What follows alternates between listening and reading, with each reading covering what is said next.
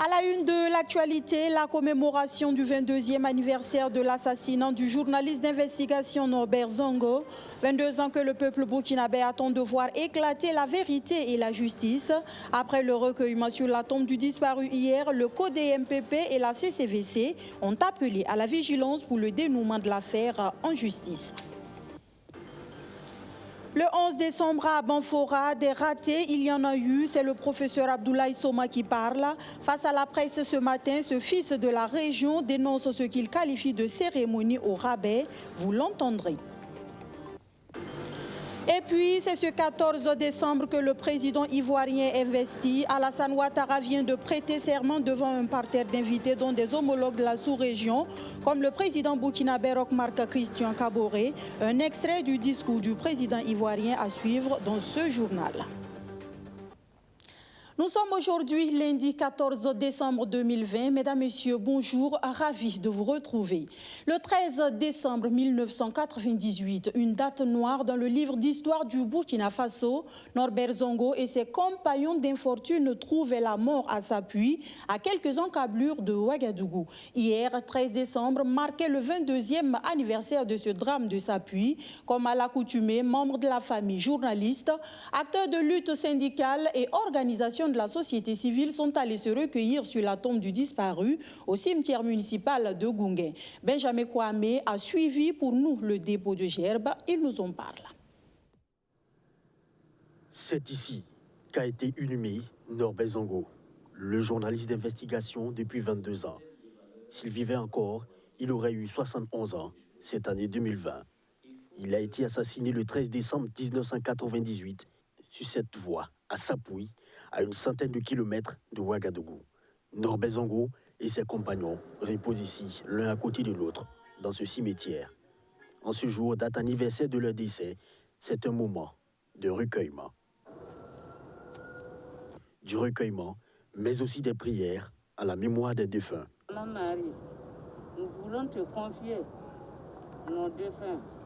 Norbert Zongo, Blaise Ilboudo, Ernest Zongo et Abdoulaye Nikiema, comme à l'accoutumée, reçoivent des gerbes de fleurs.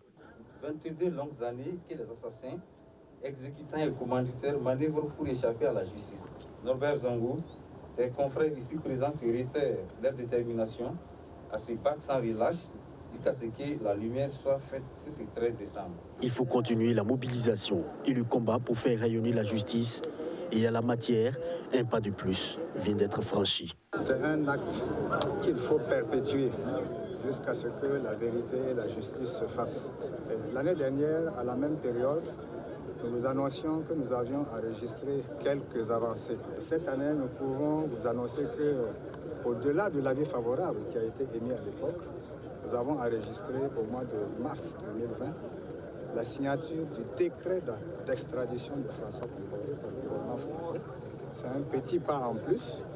Et comme vous le savez également, est intéressé à formuler un ultime recours. Qu'à cela ne tienne, il est à noter que 22 ans après, le dossier Norbert Zongo et ses compagnons n'a pas été instruit convenablement. Il a fallu l'insurrection populaire de 2014 pour que de réelles pistes exploitables soient dégagées.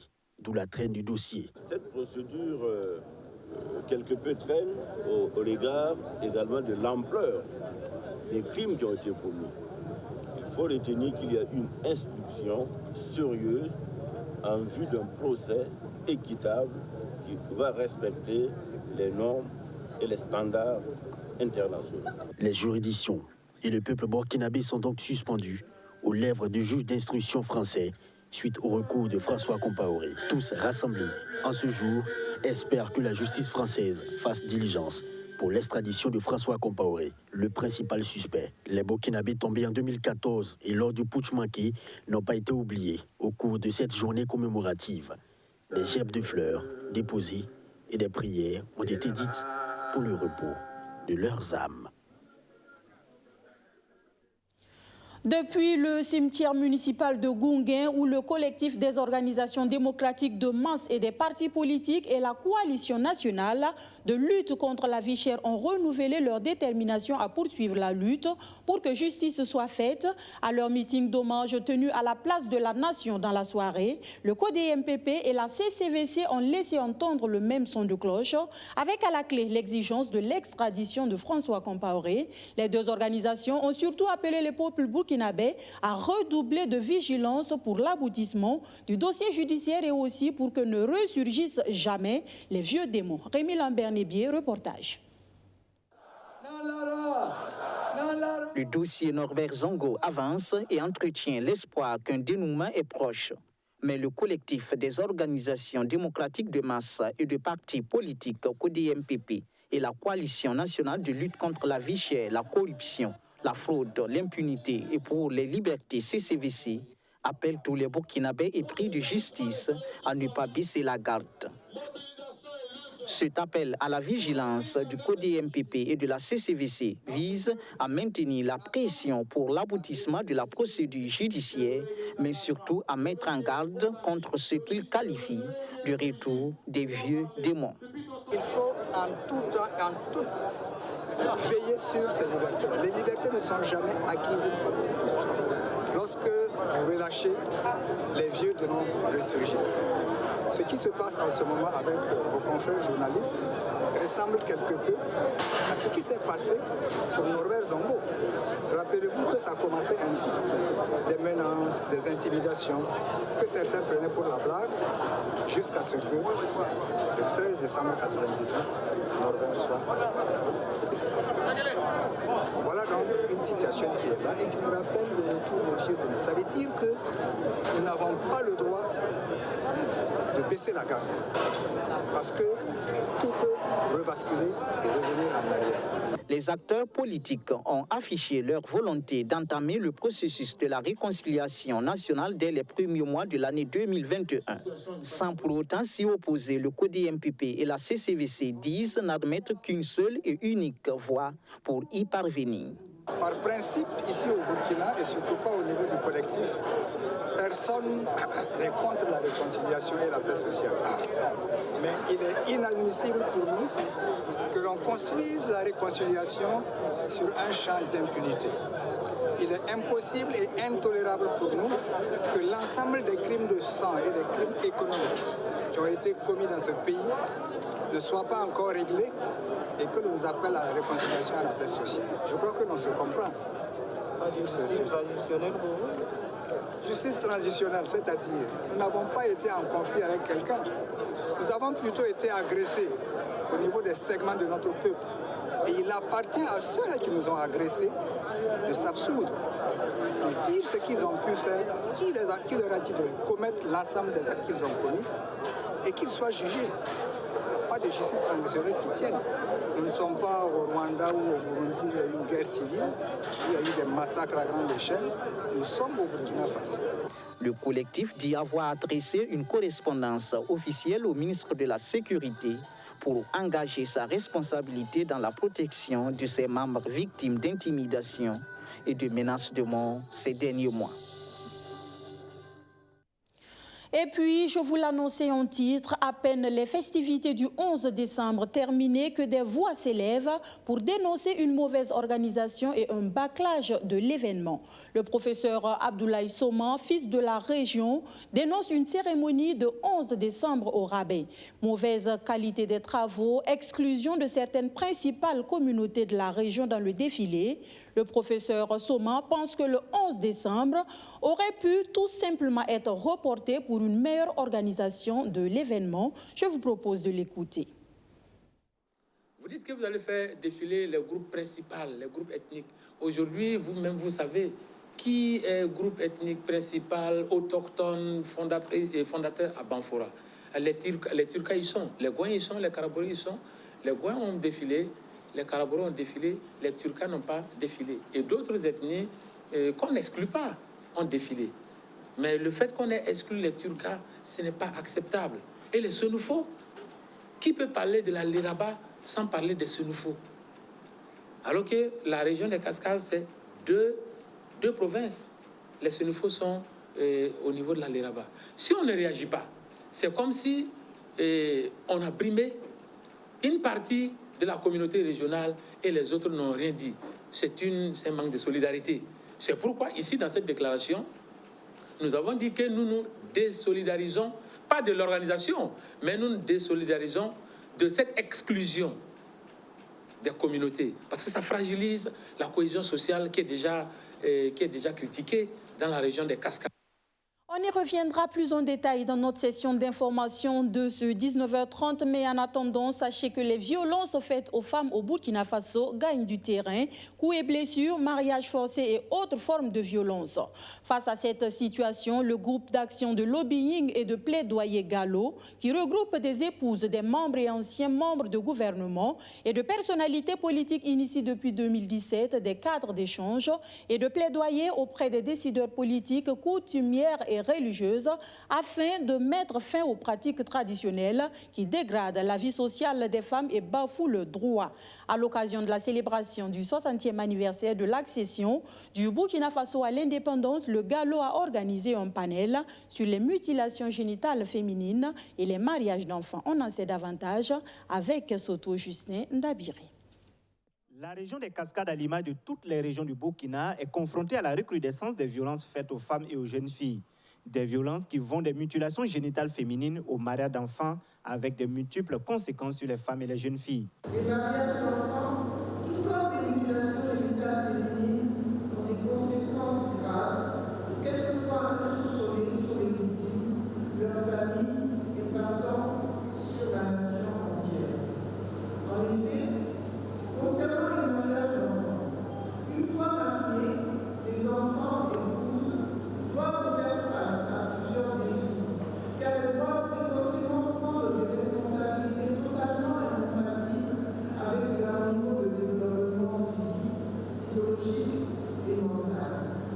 Au plan sanitaire, ces filles sont forcées de subir des relations sexuelles non souhaitées et se retrouvent confrontées à un risque élevé de grossisme non désiré, d'avortement dangereux parce que clandestin, d'accouchement précoce et d'infections sexuellement transmissibles, IST, VIH et genre. Face à cette situation, pour donner plus de dignité aux femmes et aux jeunes filles, le groupe d'action de lobbying et de plaidoyer Gallo mène depuis 2017 des rencontres d'échange et de plaidoyer auprès des autorités politiques, administratives, religieuses et coutumières. En conséquence de ces pratiques, je viens de vous en citer quelques-unes. Il est plus qu'urgent que toutes et tous nous nous impliquions dans ce combat qui ne doit plus être perçu comme celui du gouvernement, des organisations de la société civile, des partenaires techniques et financiers seuls. Le défi de l'élimination des mutilations génitales féminines, du mariage d'enfants et de toutes les autres formes de violence basées sur le genre est celui du développement durable, de la construction d'un état de droit, respectueux des droits de tout citoyen, quel que soit son sexe, son origine ethnique ou son rang social. Comment pouvons-nous construire une nation prospère dans un contexte où une couche importante de la population est massivement et quotidiennement victime de discriminations diverses, soumise à des tortures, à des violences et même, on peut le dire ainsi, à des assassinats? Le Gallo est un cadre d'échange et de plaidoyer qui regroupe les épouses des membres du gouvernement et d'anciens membres du gouvernement, de personnalités politiques ainsi que de représentants de partenaires techniques et financiers. Créé en 2017, le Gallo s'inscrit dans la dynamique de la mobilisation sociale au plan national afin d'atteindre la tolérance zéro aux violences faites aux femmes et aux enfants au Burkina Faso. Le bilan du projet appui à la gouvernance et à la croissance économique durable en zone extractive AG7, on en parle dans ce journal. Un bilan dressé par le Comité consultatif national après 5 ans d'activité. C'est un bilan jugé satisfaisant, nous dira la présidente du comité. Et c'est dans ce reportage signé Stéphanie Ien.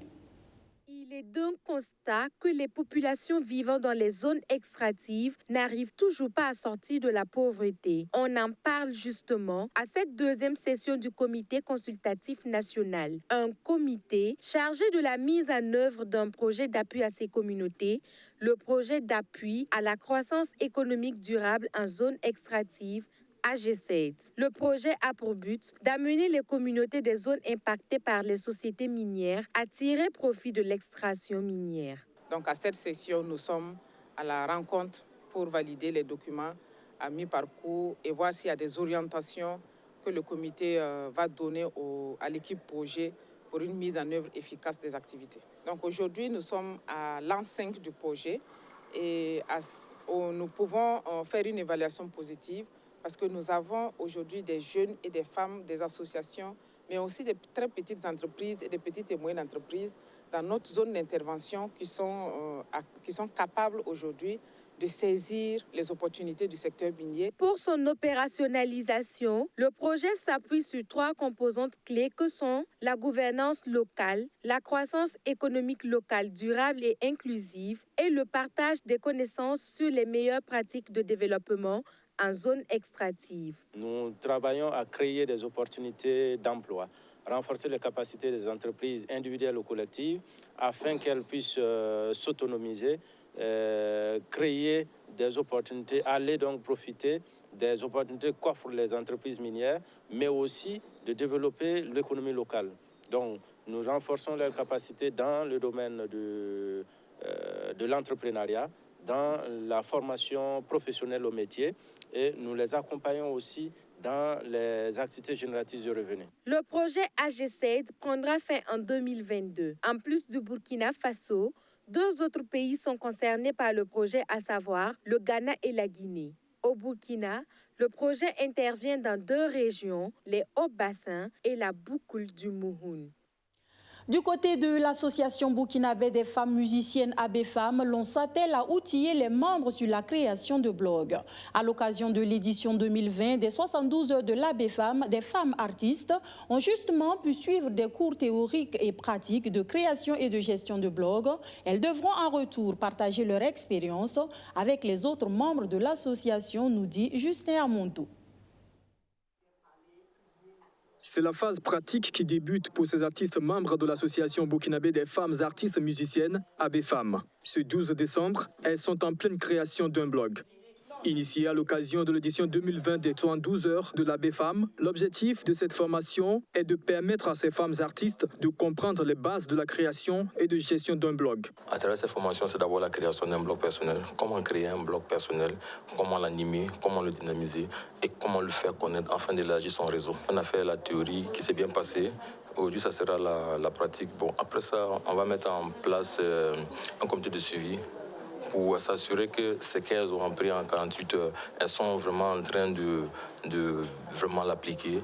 Et après ça, il y aura un système de formation individuelle pour peut-être améliorer certaines difficultés que certains n'ont pas peut-être compris. La création d'un blog va leur permettre de faire des diffusions sur le web afin de susciter des réactions et commentaires de la part des followers pour booster leur popularité pour la promotion de leurs œuvres. Pour ces artistes, cette formation vient à point nommé. Une bonne opportunité pour nous en tant qu'acteurs, artistes, parce que c'est important de savoir d'autres choses.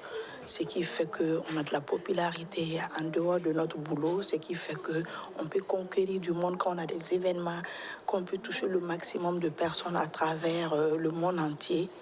C'est d'apprendre aussi ça. Et même si on dit que non, chacun connaît son travail et qu'on prend des gens pour le faire, mais il faut avoir les b.a.-ba, un minimum de savoir sur Internet, ce qui peut te nuire comme ce qui peut t'arranger. Elles sont environ 20 femmes artistes membres de l'association à participer à l'étape théorique et pratique de la création d'un blog. Une initiative soutenue par le ministère en charge de la culture et le ministère en charge de la femme. Un concert 100% live au féminin est prévu après cette phase de formation de 48 heures. Avant de refermer ce journal, l'actualité ce 14 décembre, c'est également la prestation de serment du président ivoirien pour un 3e mandat. Depuis pratiquement 11h30 temps universel, c'est fait. Alassane Ouattara a été officiellement investi. Il préside ainsi de nouveau à la destinée de la Côte d'Ivoire, avec en clé de grands chantiers à l'agenda pour son développement économique, mais aussi pour sa cohésion sociale. Je vous propose d'entendre le président de la Côte d'Ivoire.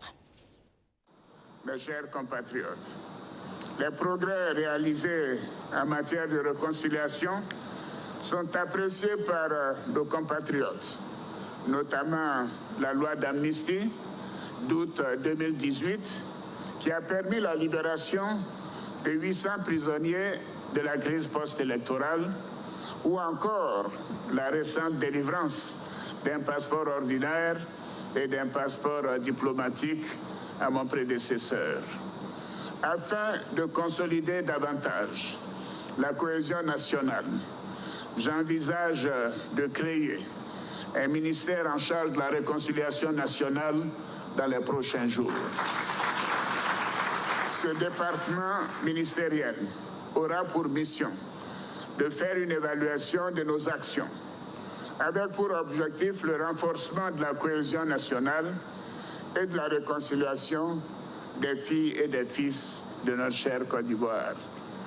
Dans cette même dynamique, j'ai instruit le Premier ministre de reprendre les discussions avec les partis politiques pour mettre en œuvre les recommandations de la CEDEAO relatives à la Commission électorale indépendante dans la perspective de la tenue des élections législatives dans le courant du premier trimestre 2021 afin d'être en conformité avec le calendrier de la mise en place des institutions de la Troisième République.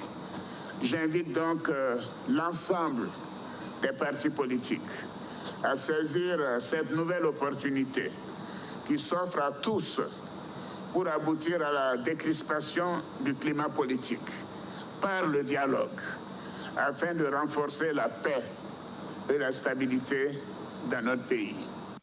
Voilà, mesdames, messieurs, on s'arrête là pour aujourd'hui. Merci de nous avoir reçus chez vous. Agréable après-midi à tous. Très bonne et fructueuse semaine surtout.